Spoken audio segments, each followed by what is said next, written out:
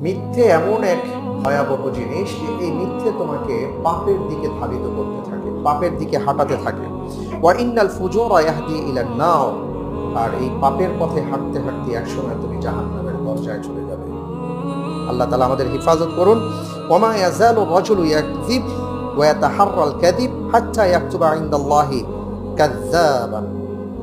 এই মানুষটি মিথ্যে বলতে বলতে বলতে বলতে এবং মিথ্যের উপর থাকতে থাকতে তখন আর তার কাছে মিথ্যে মিথ্যে মনে হয় না, তখন মনে হয় এটাই বলতে হবে, এভাবেই বলতে হয়। আমাদের একটা পর্যায়ে আমাদের চাপিত জীবনটা এমন জায়গায় চলে যায়, আমাদের মনে হয় মিথ্যে না বললে আবার হয় নাকি। আমার আছে এতটুকু, আমি বলবো এতটুকু, আমি করেছি এতটুকু, বলবো এতটুকু।